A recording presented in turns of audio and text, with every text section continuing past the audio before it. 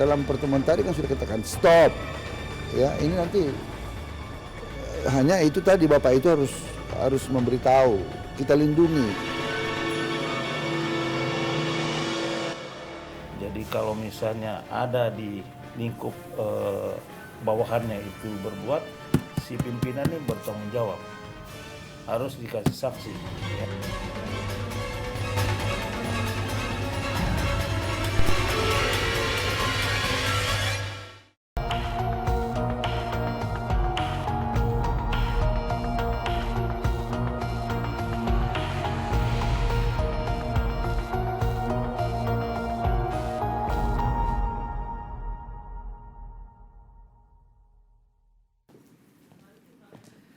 Berulangnya kasus pemerasan dan pungli oleh penegak hukum seolah tidak ada kekuatan yang mampu membendungnya. Bukan hanya merugikan masyarakat, nama baik institusi pun dijual demi sebuah keuntungan. Salah satu yang banyak disorot adalah kepolisian. Dalam kurun 1 tahun terakhir, sedikitnya muncul 12 kasus laporan pemerasan.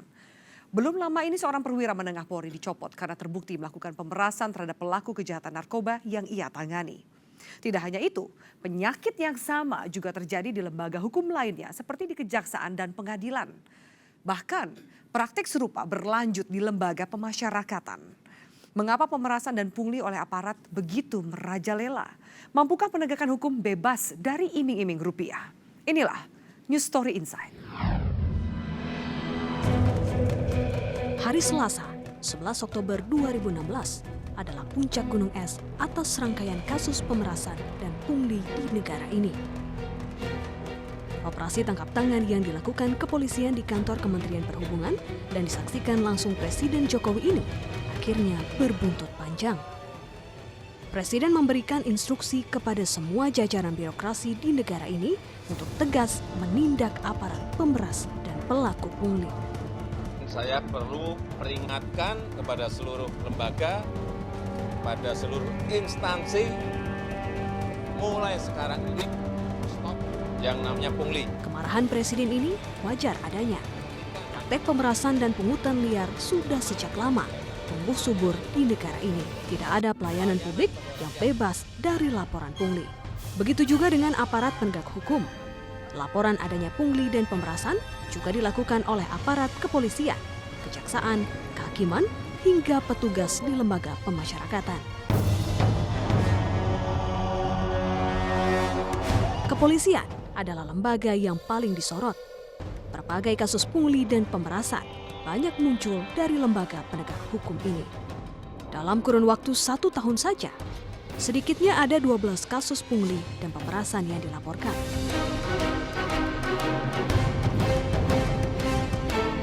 Kasus terbaru yang menjadi sorotan publik adalah kasus Kombes Franky, seorang perwira menengah di Polda Bali yang dicopot karena dituduh memeras sejumlah pelaku kasus narkoba yang sedang ia tangani. Bersih-bersih pungli di tubuh Polri, pasca penggeledahan di Kementerian Perhubungan, juga telah berhasil menjerat puluhan polisi nakal yang diduga memungut uang pungli. Kebanyakan mereka bertugas di pelayanan pembuatan SIM.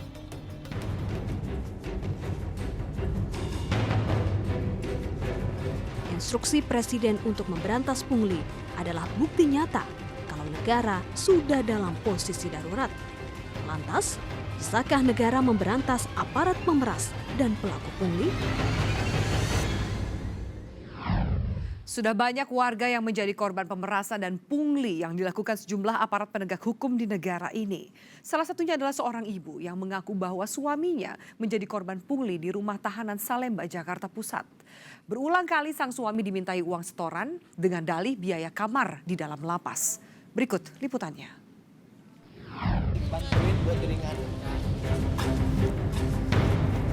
Tangis haru Winda, seorang ibu rumah tangga warga Sumur Batu, Jakarta Pusat ini pecah saat menyampaikan keluh kesah derita yang dialaminya kepada Menteri Hukum dan HAM Yasona Lauli.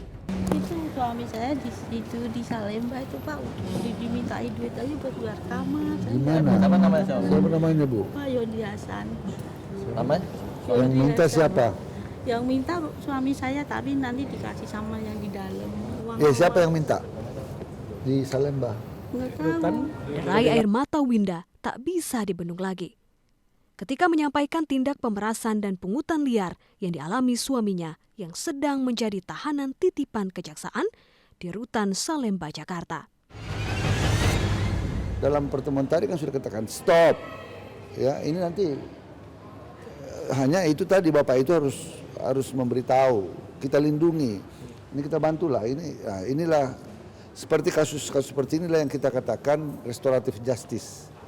Bapak ini sebetulnya ya udahlah, daripada dia masukin di dalam kan udahlah, suruh kerja sosial apa. Tindakan ya kan? apa yang akan dilakukan oleh Bapak sebagai menteri kepada bawahan-bawahan yang nakal? Iya, nanti akan kita ambil tindakan keras, ya.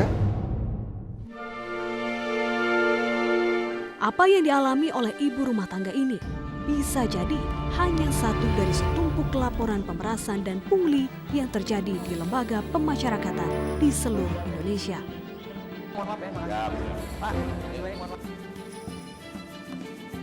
Tim NSI kemudian mendatangi Rutan Salemba, tempat suami Winda ditahan.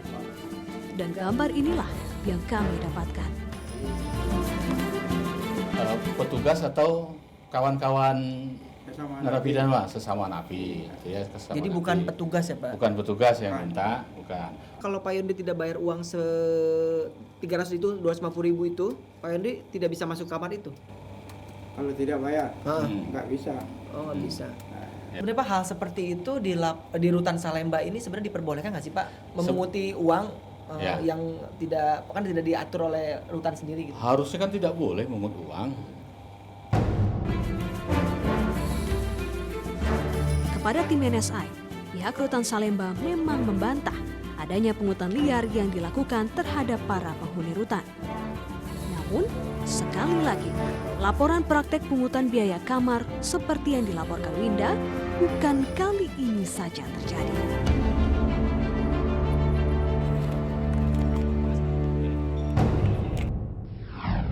Terdapat juga seorang mantan napi Rutan Salemba yang belum lama ini bebas juga membenarkan adanya praktek pungli dan pemerasan di dalam lapas.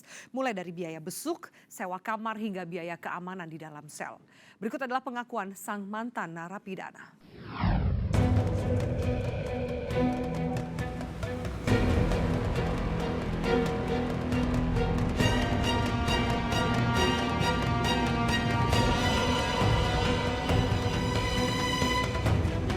Tim NSI menemui BD, mantan napi Rutan Salemba yang belum lama menghirup udara bebas. BD mengaku sudah lebih dari 2 kali keluar masuk Rutan Salemba. Kepada kami, BD mengungkap praktek pungutan liar yang sudah mengakar dan terjadi di dalam Rutan Salemba.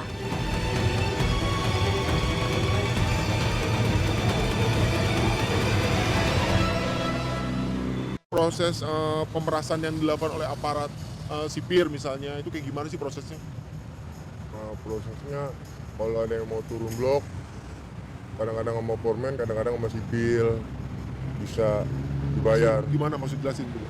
Itu paling gini Bang Apin, dia minta jatah kalau udah turun blok, no ada yang turun blok no, ya kan, mau bayar gak? Jadi dia ngejual dapat dari foreman duit setengah-setengah. Yang jualnya siapa? Ya foremannya lah. Yang jualnya? Tugas juga bagi 2. Gimana ngomongnya foremannya biasanya ngejualnya? Ada OT baru, jelas. OT baru apa? Orang baru masuk dari Polsek terbang ke Salemba. Jadi ditariklah sama foreman. Jadi bayar ke petugas duitnya. Bayarnya tugas. Jadi foreman dapat, petugas dapat. berapa kisarannya kalau untuk turun blok dari tahanan penampungan di Rutan Salemba itu berapa? 3 juta lah. Sekitar 3 juta. Nah, itu gimana? Jadi petugas juta, foremannya 2 juta. Nggak ngelihat mekanisme ini, misalnya untuk memesan sebuah kamar yang VVIP lah gitu, Oh, itu ada dibayar. keterlibatan petugas sipir nggak sih? Ada. Gimana ceritanya? Jadi kayak artis, kayak itu kan, saya bayar beli kamar lah. Beli kamar itu minimal ada 10 juta, ada yang 10 juta, ada yang 7 juta, itu buat sendiri. bayar ke siapa? Sama petugasnya. Sama petugasnya. Selain artis, Ya gitaris, Momo itu yang pernah masuk. gitaris si ini, Yang pernah masuk. gimana ceritanya juga? Dia di Blok O. Di Pernah Blok- ketemu sama saya. Di Blok O. Ketemu sama saya. Kenapa? Kamarnya kenapa? Dibeli sama dia. Kamarnya maksudnya VIP gitu. VIP dibeli. Berbanding terbalik dengan pernyataan pihak lembaga pemasyarakatan, pengakuan BD, mantan napi di rutan Salemba ini, membuka mata bahwa praktek aparat pemeras dan pelaku pungli di tubuh lembaga pemasyarakatan benar-benar ada. Dan dengan alasan apapun, praktek aparat pemeras dan pelaku pungli harus segera ditindak tegas oleh negara. Kong kali kong aparat dengan pelaku kejahatan lumrah terjadi. Mau menang, mau kalah sampai mendapatkan fasilitas mewah bisa diatur asal ada rupiah. Bagaimana aparat beraksi untuk mengutip pungli hingga pemerasan terjadi? Selengkapnya sesaat lagi di NSI.